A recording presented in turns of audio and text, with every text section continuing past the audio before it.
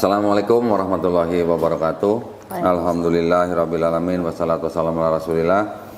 Senang sekali sekarang saya masih berada di sebuah event yang keren, yaitu Fitra Fest 2024 yang diadakan di Piset Square Bandung, ya, dari tanggal hari ini 13 sampai besok 14 September 2024. Alhamdulillah hari ini sudah sebentar lagi penutupan dan kami bersyukur tidak ada halangan yang berarti, ya.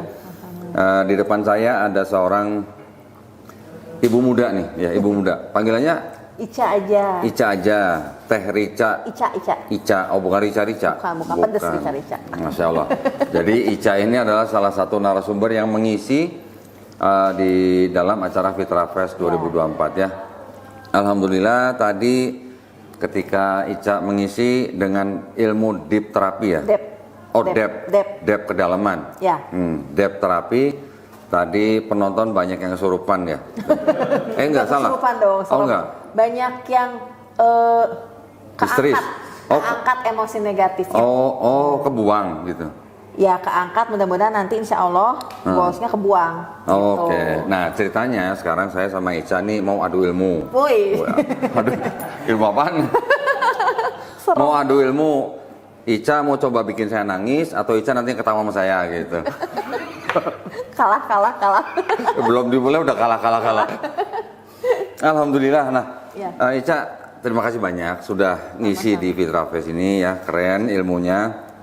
Ternyata ada sebuah ilmu yang bisa membuat orang seperti rasa plong gitu, ya. Ya, insya Allah goalsnya plong. Gitu, rilis. Ya? Rilis. Oh, ya. Istilahnya ini saya belum paham nih. Rilis. Ini istilah dokter kali ya sebenarnya. Psikologi sih. Oh, oke. Ini istilah psikolog. Ya. Nah, jadi istilahnya sangat jauh kalau dari Bible. Iya. Alhamdulillah. Saya juga baru tahu ternyata ada gitu, ya, depth terapi gitu, ya. Waduh. Jadi ceritanya nih Ica belajar di mana kayak ginian? Kalau depth itu sendiri, jadi saya itu sekeluarga, mama, teteh, saya itu dari bidang psikologi. Oke. Kami itu bareng-bareng. Ya. Sebenarnya sih kenapa semuanya kuliah psikologi biar bukunya irit, ya, kok. Oh, biar nggak beli-beli buku. Biar nggak beli-beli. Pinter buku juga mamanya. Iya dong, biar irit. Oke. Gitu kan. Jadi, DEP ini sebenarnya gabungan dari beberapa psikoterapi. Jadi DEP itu singkatan dari Deep Psychology Tapping Technique. Oh. Jadi deep. Jadi di bawah sadar gitu kan. Karena kan manusia itu kan hidup ada di 3 lapis, ya, kesadaran, prasadar, bawah sadar. Ya kan, bawah sadar kan. Nah, kan kita itu banyaknya sebenarnya ketika kita bergerak, ketika kita mengambil keputusan, ketika kita bersikap, itu kan sangat dipengaruhi oleh yang ada di bawah sadar. Oh gitu. Gitu. Jadi cara kita berpikir, dorongan-dorongan yang kita nggak tahu kenapa, ya, kita kok jadi orang yang keras, gitu kan. Kenapa kok kita jadi orang yang perfeksionis misalnya. Itu kan banyak dorongan yang ada di bawah sadar yang itu banyaknya sih dari pola asuh gitu kan. Dari pola yang kita terima selama kita terbentuk jadi manusia gitu kan, sampai saat ini gitu. Nah, itu di dalam DEP itu tuh banyak terapinya gitu kan. Gitu. Nah, kenapa saya seneng banget berbagi tentang DEP ini gitu, ya, tentang terapi ini gitu. Karena dari beberapa terapi yang pernah saya dalami gitu lah, ya, DEP ini yang sangat shortcut. Gitu. Kalau misalnya kalau dulu saya misalnya praktek, orang datang ke saya gitu kan, konseling. Bu, saya punya masalah sama suami gini bla bla bla. Oh iya, coba nanti saya gali, coba nanti ibu melakukan step ini gitu kan. Nanti datang lagi gitu kan. Kalau DEP terapi ini langsung shortcut kebanyakan ke akar masalahnya. Inti masalahnya. Jadi cukup sekali. Insya Allah bisa sekali. Kalaupun berat banget, tapi nggak yang harus berkali-kali banget. 2 kali insya Allah bisa. Jadi banyaknya orang datang konseling, pas ceritanya masalahnya tentang suami. Tapi ketika di terapi, pakai DEP terapi, akarnya justru ternyata bukan suami. Banyaknya gitu. Jadi ternyata suami itu, masalah kita sama suami itu cuma trigger. Gitu kan, banyaknya suami saya tuh gini, kenapa ya suami saya gini, suami saya gitu. Karena bisa jadi ketidakutuhan penerimaan dari ayah. Gitu kan. figur ayah yang tidak lengkap, yang tidak utuh di hidup kita gitu kan. Akhirnya ketidakutuhan ini kita berharap ada di suami gitu kan. Suami bisa ngasih, ketika nggak dapet jadi nuntutnya ke suami gitu kan. Padahal kekecewaan kita, kemarahan kita itu sama ayah, misalnya gitu. Oke. Jadi suami yang nggak tahu apa-apa disalah-salahin, Ya, diomelin, salah dikit bentar. Iya, jadi pas ketika selesai terapi, ya kasihan ya suami saya ternyata nggak salah, ternyata justru dia baik, justru dia mengerti aku gitu kan, gitu. Banyaknya sih gitu. Saya pikir tadi kenapa orang perfeksionis atau yang semacamnya tuh saya pikir dari genetik, bukan ternyata. Genetik itu kan pola ya, kan terlihat gitu kan, kayak saya. Kalau saya anak-anak saya bilang ibu itu riuh, saya Riuh. itu saya itu well prepare gitu kan. Kalau pergi itu dari malam tuh harus disiapin, bajunya apa, ininya apa, oh segala macam. Semua disiapin sampai nggak tidur gitu. Sampai nggak tidur. Nah, emang iya ya, ternyata setelah saya pikir-pikir itu saya contoh dari mama. Dan itu kan terlihat ya, bahwa yang mama lakukan gitu kan, oh mama tuh polanya gini kalau hidup, oh iya teratur. Saya mungkin pernah komplain kayak anak-anak saya ke saya, mah apa sih mah ribet amat gitu kan. Tapi ternyata secara nggak langsung itu saya tiru, iya kan. Akhirnya saya jadi perilaku saya gitu kan, dan ya ribet juga ya gitu kan, gitu loh. Biasanya kalau pasien datang ke Ica konsul gitu ya, rata-rata antara berapa jam sampai berapa jam? Minimal 2 jam. Minimal 2 jam. Yang pernah paling lama berapa jam? Kemarin terakhir hari apa itu? Hari Kamis. Itu 4 jam. 4 jam. 4 jam. Selesai masalahnya. Dia bilang, saya seperti itu loh. Saya suka merindingnya karena dia bilang, teh saya seperti melayang. Saya seperti menemukan diri saya yang selama ini saya cari. Dia bilang gitu. Karena dalam arti apa maksudnya? Jadi selama kalau dari ceritanya ya, dia itu anak pertama gitu kan, dengan tuntutannya segala macem gitu kan, keluarga yang punya adiknya 3 tapi grup WA aja nggak punya, gitu kan, yang nggak pernah saling nanya kabar, ibunya juga nggak pernah nanya, cuma nanya kamu udah keterima kerja di mana, kayak gitu-gitu. Kalau ngumpul juga nggak pernah ada apa-apa, cuma diem aja gitu kan. Dan kenapa ya saya kok susah bergerak? Kenapa kok saya motivasinya kurang? Kenapa ya saya marah banget, banyak marah tapi saya nggak tahu harus gimana gitu kan? Itu Masya Allah ketika di terapi itu meledak banget sampai lumayan itu 3 jam itu gitu kan, konseling dan terapinya gitu kan. Sampai dia bilang pas terakhir tuh dia tiba-tiba senyum, dia begini, teh saya tahu sekarang harus apa, saya tahu harus gimana. Oh oke. Terus apa yang mau dilakukan? Saya mau nelfon adik-adik saya. Saya mau nanya adik-adik saya, mau nanya kabar, karena ternyata kasihan ya mereka. Saya aja jadi saya gitu kan ya. Saya seberat ini gitu kan. Mereka sendiri. Kayaknya sebenarnya mereka butuh saya, cuman kemarin itu ada kejadian besar, katanya saya udah sampai ngomong jangan ganggu saya pengen menjauh dari kalian gitu kan.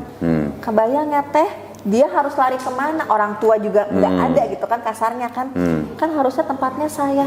Terus saya jadi kebayang adik-adik, dan pada saat itu dia pengen telepon video call adiknya, kebetulan nggak diangkat. Teh saya nggak pernah loh pengen video call adik, tapi sekarang saya pengen video call. Gitu. Kan itu Allah ya, Allah yang menggerakkan semuanya ya gitu, dari marah, dari kecewa gitu kan, dari segala macam.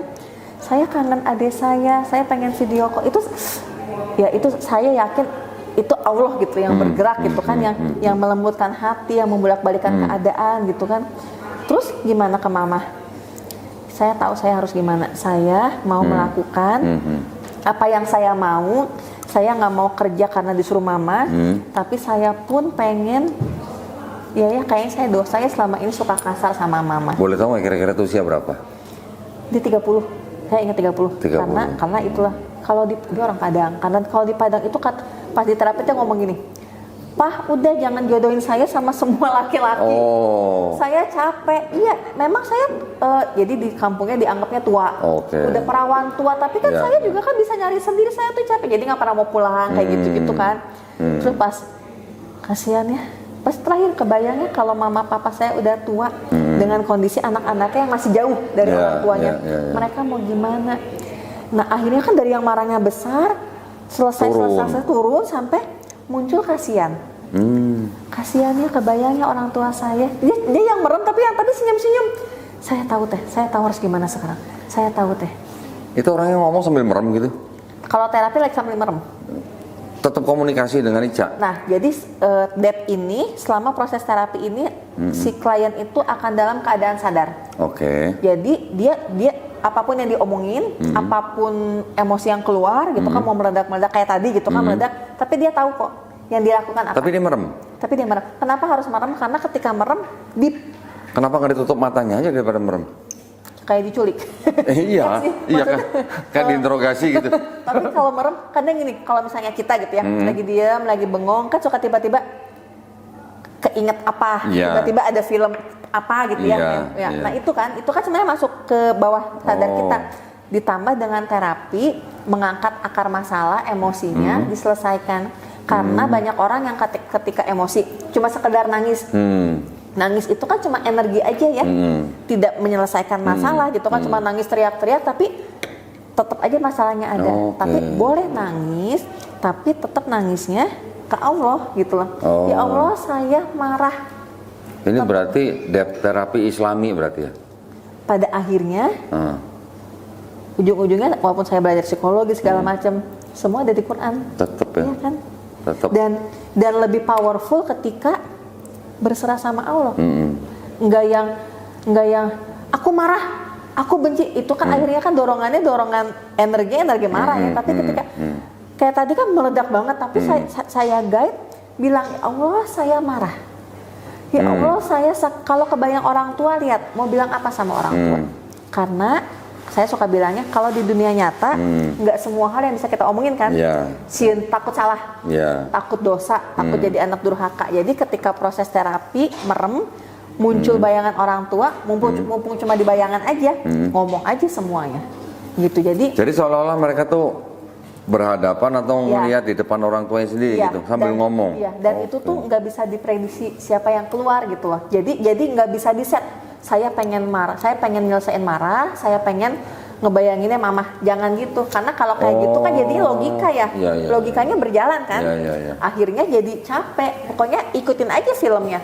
Tiba-tiba kebayang mama, nanti ganti lagi papa. Ganti lagi siapa, nanti ikutin aja gitu. Jadi seolah-olah orang ini ketika dia punya perasaan sesuatu terhadap salah satu orang yang di dalam rumah misalnya, ibunya atau ayahnya, seolah-olah ini orang lagi berhadapan dengan ayah atau ibunya, tetapi ada Mbak Ica di belakang sampingnya gitu ya. Saya cuma nge-guide aja, ketuk titik mana misalnya. Jadi ada titik-titik emosi. Kalau titiknya mah hampir sama kayak aku puntur ya. Oh gitu. Tapi nggak sebanyak itu. Jadi setiap titik itu sebenarnya ada titik, misalnya gini, titik marah di sebelah mana misalnya gitu kan. Titik kecewa di sebelah mana. Tapi kalau kita mengingat itu kan jadinya pusing kan. Saya marah titik mana ya? Aduh lupa. Kan jadinya gitu kan. Jadi sebenarnya titik manapun pakai aja. Karena semua orang itu titiknya beda-beda. Ada yang bisa meledak dan nyaman ketika di titik di dada. Itu tuh keluar banget. Ada dipencet orang gitu? Diketuk, di tapping gitu. Ada yang di titik di sini biasa aja. Tapi kalau misalnya titik di di kepala misalnya gitu kan, dia bisa meledak. Nah itu kan beda-beda gitu. Dan sejauh ini dari hasil penelitian, DEP terapi ini itu bisa kan, kalau dari teorinya 80% keluhan fisik itu disebabkan oleh psikis gitu kan, bahkan kanker 80%, hampir 80%. Karena kalau saya mau cerita gitu ya, saya pun bukti nyata bahwa benar sakit fisik itu, bahkan kanker sekalipun itu disebabkan oleh emosi. Karena saya pernah kanker 2017 gitu kan, 2017, dan suami dan mama bilang, buat apa kamu punya marah dipendem, lihat sampai jadi kanker. Orang yang bikin kamu kanker mungkin udah lupa dengan apa yang dia lakukan. Itu titik balik saya terapi terus-terusan segala macem, sampai pas saya balik lagi ke dokter yang vonis, dia bilang saya CA gitu ya. Bu, ibu ini benar yang waktu itu saya bilang CA?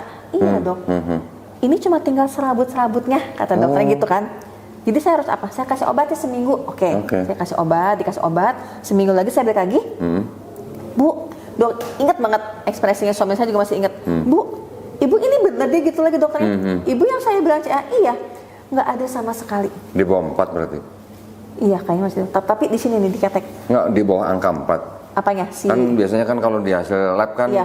maksimal 4. Di atas Jadi 4 udah indikasi Jadi atau... si ini saya udah nggak bisa gini tangannya. Oh. Jadi ada benjolan gede sampai gini, dan itu sakit kan ya, nyut gitu kan.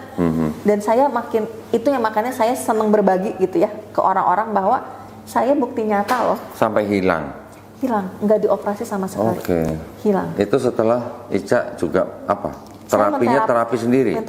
Saya terapi sendiri, saya kadang suka dibantu mama. Pokoknya saya benar-benar itu titik balik bahwa orang lain melakukan apapun ke kita, dia tidak bertanggung jawab ketika ada apa-apa gitu kan. Tapi yang rugi kan diri kita. Ketika misalnya kayak saya akhirnya kanker, kan yang rugi saya. Misalnya kenapa-napa, anak-anak saya gimana? Itu kan jadi benar-benar, oh iya itu titik balik banget. Dan saya sadar bener 80 pusing misalnya gitu kan, sakit kepala. Bisa dari diri sendiri juga. Sakit kepala itu kan dari asma misalnya, gitu kan. Kemarahan yang nggak keluar, gitu kan. Tapi ditahan akhirnya asma, gitu kan. Jadi banyak banget penyakit fisik yang ketika kita gali. Cocok kayaknya nih. Saya mau nanya nih, Cak. Apa? Mau nanya atau mau diterapi? Enggak nih kok, saya jadi ingat gini. Ada seorang ibu-ibu, dia nonton video saya. Setelah dia nonton, beberapa lama kemudian dia stres. Setelah stres, karena dia nggak bisa ngomong sama siapa-siapa, ke suaminya juga dia takut, akhirnya dia sampai stroke mata. Ketika nonton, berarti ke trigger mungkin ya dari video itu kan? Iya. Ini ibu ini kita sebut aja dia seorang Kristen. Suaminya penatua gereja. Oke. Nonton video saya. Iya. Stres. Gitu. Gitu kali ya. Mungkin dia nggak bisa nerima apa yang saya katakan dalam video. Dia stres, akhirnya sampai dia stroke mata. Dia ngomong sendiri sama saya. Karena saya mau ngomong sama siapa nggak ada. Nah itu. Bisa begitu. Itu karena kan kita tuh sering gitu ya. Saya nggak ada orang yang bisa dengar saya, nggak bisa. Pada akhirnya kan ya ke Allah ya, ke Allah ya Allah ini apa gitu kan. Misalnya aku nggak tahu apa yang aku rasa, pokoknya bingung aja. Ya bilang aja ya Allah bingung. Apa pokoknya kita tuh kadang nggak bisa mendeskripsikan apa yang kita rasa, tapi kan Allah tahu. Iya kan jadi misalnya nggak tahu pokoknya nggak tepararuguh kalau bahasa Sunda kan tepararuguh. Apa tuh? Tepararuguh tuh gelisah misalnya. 3G. Nggak jelas apa yang aku rasa gitu. Itu nanti diganti, tolong peringatannya tolong diganti ya, tepararuguh gitu. Pakai subtitle ya. misalnya sekedar apa ya kok ada rasa tapi nggak enak gitu kan. Iya. Kita kan kadang, nah itulah saking banyak yang dipendem dan kita memang kan banyak orang yang tidak dikembangkan tentang emosi ya, kecerdasan emosi. Jadi nggak tahu ini tuh rasa apa. Ya Allah nggak enak rasanya, bilang aja sama Allah ya Allah nggak enak. Nanti dari situ akan mengurai biasanya jadi yang keluar air mata, artinya nangis. Atau misalnya pas lagi di terapi, artinya kan marah gitu kan. Itu akan mengurai jadi oh marah, oh sedih, oh apa gitu. Karena memang kita banyak orang yang dari kecilnya memang nggak pernah dikenalkan tentang macam-macam emosi kan. Ini marah tuh kayak gini kan enggak gitu kan. Jadi nggak tahu, orang cuma taunya galau. Kamu kenapa galau? Udah aja gitu kan. Nah gitu. Si ibu itu yang datang ke tempat saya bersama suaminya, karena dia nggak bisa ngomong ke siapa-siapa, dia stres, akhirnya dia stroke mata. Setelah suaminya tahu, diobatin, sembuh. Setelah itu baru istrinya baru berani atau minta suaminya untuk nonton video saya. Suaminya nggak mau, ngapain sih nyuruh-nyuruh, apaan sih kayak gitu kan? Apalagi kan Kristen suruh nonton saya lagi, wah bisa tepararuguh gitu. Takut login.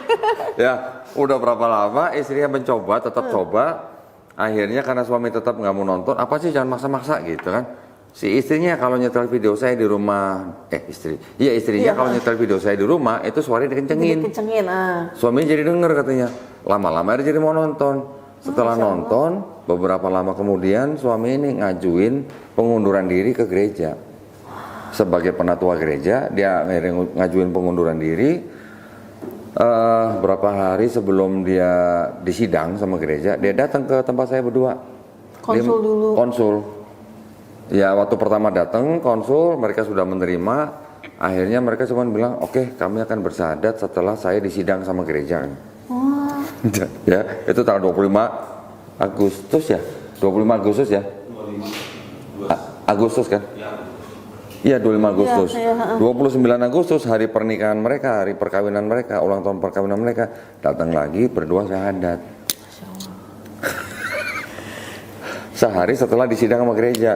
Disidang sama gereja juga pendetanya juga nggak bisa menjawab apa yang dia tanya gitu. Direkomendasikan ke pendeta yang bisa bahasa Ibrani kan.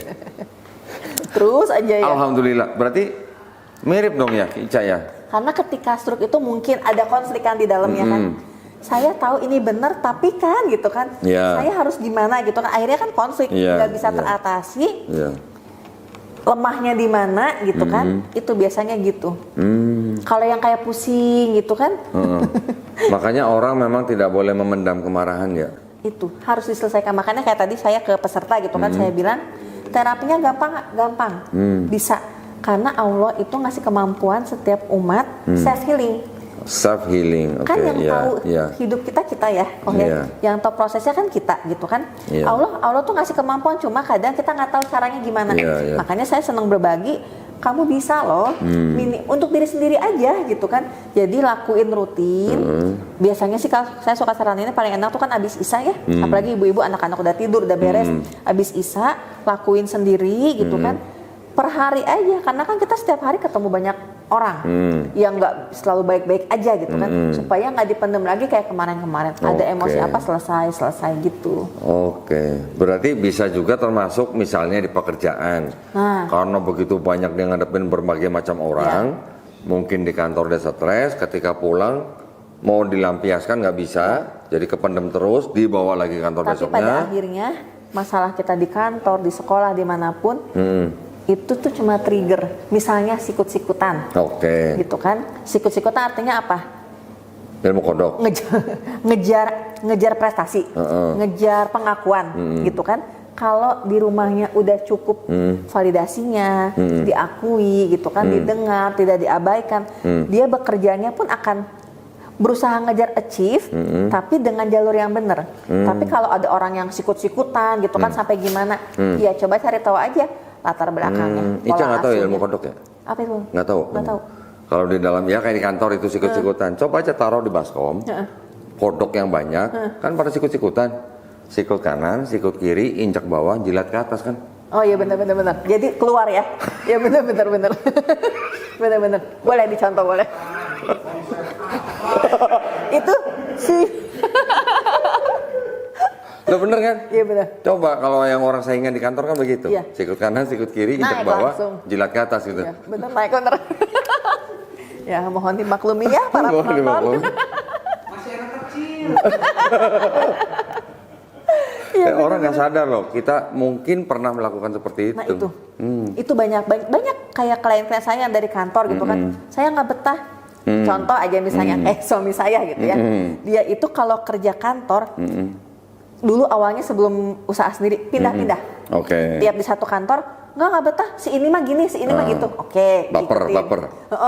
Saya nggak suka ini ya kulturnya. Oke, pindah ke sini gitu juga. Oke. Kalau satu tempat dia bermasalah, bisa jadi lingkungan bermasalah. Oke. Tapi kalau banyak tempat yang dia pindah dan semua bermasalah, artinya Berarti harus masalahnya di dia? gitu kan. Akhirnya saya Oke. bilang kayaknya kamu yang bermasalah, kamu yang nggak bisa adjust segala macam. Ketika saya selesaikan gitu kan, ternyata benar bahwa dia memang bukan nggak pengen kerja kantor, dia pengen usaha. Tapi gitu kan, orang tua kamu harus kerja kantor, kamu harus, akhirnya jadi nggak nyaman. Tuntutan gitu. orang tua, Ya. terus ternyata nggak bisa berdiri maksudnya. Iya. Oke. Gitu. Jadi banyaknya ketika tentang pola asuh gitu ya, inner child lah tidak selesai, pasti akan ngefek ke tahap perkembangan kita selanjutnya. Semakin orang itu matang, masih ada pengaruh dengan itu. Akan Tetap. ada aja. Nggak pengaruh umur. Banyak orang sukses kalau dorongannya kemarahan, gitu kan banyak yang dulunya dibandingkan, diabaikan misalnya sama kakaknya, sama adiknya, atau diabaikan, atau selalu diremehin. Orang itu bisa sukses, tapi dorongannya kemarahan, dorongannya pembuktian, bukan yang lillahi ta'ala gitu kan. Akhirnya kan capek kerjanya, dia ngejar achieve tapi nggak pernah merasa bersyukur. Akhirnya capek karena untuk dilihat orang. Cuma pengen dilihat ini aku yang sekarang. Hmm. Aku nggak yang kayak dulu, gitu kan? Jadi kalau kita dorongannya apa, Rik?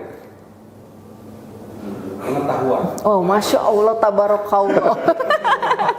Pengetahuan apaan?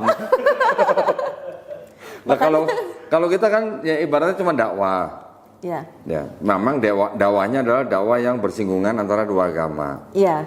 Ketika ada orang yang setruk mata kan bukan salah kita, Rik ya? Tapi alhamdulillah perantara kita orang jadi, oh iya bener ya, gitu Iya. kan. Ketika konflik, ya itu dia harusnya nyari, ya itulah kemana Harus ada larinya, penyaluran gitu kan. ya? Butuh didengar kan. Tuh, jadi kalau nonton video Donitan harus ada penyaluran. Kalau nggak ada penyaluran bisa apa? Tepara rugu. Tepararugu. Karena pasti ibu itu kan Iya. kenapa nggak berani cerita ke suaminya? Karena kan suaminya Iya, Kristen juga, apalagi petinggi penatua petinggi kan. namanya. Jadi wah ini pasti akan ketolak. Iya. Gitu kan, akan mentak, makanya jadi konflik. Oh. Badannya nggak siap, akhirnya ya sakit gitu kan. Jadi memang bener ya, pikiran bisa mempengaruhi kesehatan ya. Iya. Makanya banyak orang yang dia sukses, dia hebat, tapi bunuh diri. Ya. Berarti kan nggak happy. Iya. Berarti kan nggak bahagia. Iya, Nah bahagianya iya. bahagianya dunia kah gitu, pembuktian kah, atau memang kan kalau orang udah yang ya nggak mudah ya untuk lillahi ta'ala gitu ya. Tapi kan ketika kita udah lillahi ta'ala, orang mau bilang apa tentang kita ya nggak apa-apa, kita tahu kok tujuan kita gitu kan. Tapi banyak orang yang bunuh diri apa pada kaya banget gitu kan. Ya coba dicari tahu, coba ditanya ada apa di belakang. Biasanya Berarti kalau dalam kondisi seperti itu ilmu Islam itu memang dibutuhkan ya. banget. Makin kesini gitu kan Banget. saya makin kesini saya makin ya itu ketika kita yakin adanya Allah gitu ya, yakin adanya Allah, tidak mengilahkan manusia lain gitu kan. Kita kan seringnya kan yang bisa membahagiakan saya itu orang tua, yang bisa membahagiakan saya itu pasangan. Ketika mereka nggak bisa ngebahagiain, kita kecewa, Iya. ya kan. Tapi ketika kita yakin ya Allah gitu Iya. loh, Mending nggak- kalau cuma kecewa, suudzon lagi sama Allah. Nah, kenapa sih kamu nggak gini? Iya. Kenapa kamu nggak gitu? Akhirnya konflik kecil jadi besar gitu. Karena kan menghilangkan manusia lain gitu kan. Itu pada akhirnya kenapa banyak orang yang ketika saya pancing gitu ya, ya saya tuh kecewa sama suami saya. Kenapa ya suami saya gini. Berharap dari manusia itu kan Allahnya di mana? Dan kita seringnya ketika punya masalah selalu mikirnya, oh gue tahu solusinya, oh gue yang paling bisa. Udah mentok baru ya Allah tolongin. Baru mungkin ke atas gitu. Padahal kata Allah, aku dari tadi di sini gitu kan. Iya. Kenapa nggak ketika ada masalah di awal, ya Allah Bismillah. Saya punya masalah Bismillahirrahmanirrahim gitu kan ya kok ya gitu kan. Orang tuh sering Allah tuh di ujung udah mentok baru ya Allah tolongin. Nggak kebaca, Rik? Dibacain ya 7 menit lagi closing. Oh, 7 menit lagi. Kalau kita mah spontan aja, nggak perlu ada di edit. 7 menit lagi siap lah ya. Gitu.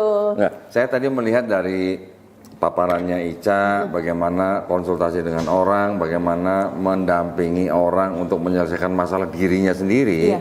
Berarti sebenarnya setiap orang itu butuh Islam. Betul banget. Iya kan? Saya ngerasa banget. Islam artinya kan berserah diri, Iya. patuh, taat, tunduk, selamat, damai. Ya. Yang dibutuhkan orang kan itu Iya. sebenarnya kan. Tapi ketika seperti tadi Ica bilang, orang menuhankan manusia, berharap Iya. dari manusia, itu yang menjadikan dia tidak bisa berserah diri, Iya. menjadikan dia tidak damai, menjadikan dia tidak patuh, tidak taat, Iya. tidak tunduk gitu ya. Iya. Dan ketika kita yakin sama Allah gitu kan, ada di surat apa ya? Ketika kita yakin sama Allah, Allah akan memberikan ketenangan Iya. hati. Tenang hati itu kan bukan berarti Allah menjanjikan ketika kamu ingat aku, masalah kamu selesai, enggak. Tapi dengan mengingat aku, dengan yakin adanya aku, kamu akan tenang. Tenang itu bukan berarti nggak punya masalah kan ya? Tapi masalah ada, tapi tenang. Bahwa Bismillah ya Allah, temanin gitu kan ya. Enggak panik, enggak jelas gitu kan. Karena yakin sama Allah. Ya Allah, ini ujian darimu, ini darimu, insya Allah saya menyelesaikan, karena akan ya balik lagi sama Allah gitu kan. Dan saya suka bilangnya di Al-Insyirah ya, yang 2 kali diucapkan, Innama al-yusri yusra gitu Oh, kan. iya. Allah meyakinkan banget di balik kesulitan pasti ada Pasti kemudahan. ada Itu jalan sampai keluar. diulang 2 Iya. kali, artinya Iya. kurang apa Allah meyakinkan bahwa aku gitu kan, ada aku, coba ke aku, jangan mengilahkan yang lain gitu kan. Itu Ica pernah nggak kalau di psikologi itu ada kayak semacam apa ya? Manusia ini kan butuh darah dan oksigen. ya. 80% dari tubuh kita ini kan dari air. Otak kita kan juga butuh darah, butuh Iya. oksigen. Ini saya belajar dari Dr. Aisyah Dahlan. Ya, Kata Dr. Aisyah Dahlan, otak manusia itu yang bagian paling atas ini tidak mudah mendapatkan darah dan oksigen. ya, Kalau mau mudah, sujud. ya, bener, Ada di psikologi itu? nggak ada. Nggak diajarin ya? Kalau di psikologi nggak ada. Tapi memang kalau saya taunya semakin punya masalah, kalau punya masalah semakin masalah kita semakin turun, semakin sujud. Iya. Ya kan Allah Subhanahu wa Ta'ala juga sendiri memerintahkan kita untuk sholat supaya apa? Untuk mengingat aku. Iya. Ya kalau kita sholat mengingat Allah kan pasti kita tenang ya. Dan orang seringnya sujud, berserah, memohon itu ketika udah mentok ya, kayak tadi Baru. lagi. Baru ya Allah tolongin ya Allah, aku teh udah gini. Nah, saya pengen nanya nih Ica. Dari kebanyakan tamu atau pasiennya ke Ica, itu lebih banyak mana? Yang muslim kah atau yang bukan muslim? Banyaknya muslim, Banyaknya muslim. Kira-kira berapa persen? 80%? 80% lah, tapi ya muslim. Muslim ya, oke. Dari pasien yang muslim itu, kira-kira Ica pernah survei nggak? Gimana Bu, sholatnya lancar gitu? Itu Pernah? nggak survei kayak gitu, tapi ya itu parameternya ketika masih merasa dia yang bisa menyelesaikan masalah itu kan. Oke. Itu kalau saya nanya sholatnya gimana, enggak sih. Kenapa Belum. enggak? Harusnya nanya ya. Iya. Iya ya, nanya itu. Siapa tahu loh. Karena kan kuncinya dari Iya, sholat ya. iya. Iya benar-benar. Kalau dia sholatnya bolong-bolong atau mungkin nggak pernah sholat, ya itu yang membuat dia jadi lebih gampang dapat masalah atau merasakan masalah itu. Iya, karena nggak dekat sama Allah. Betul, karena tapi kalau dia sholatnya rajin, nggak pernah bolong, ada sesuatu nih gitu.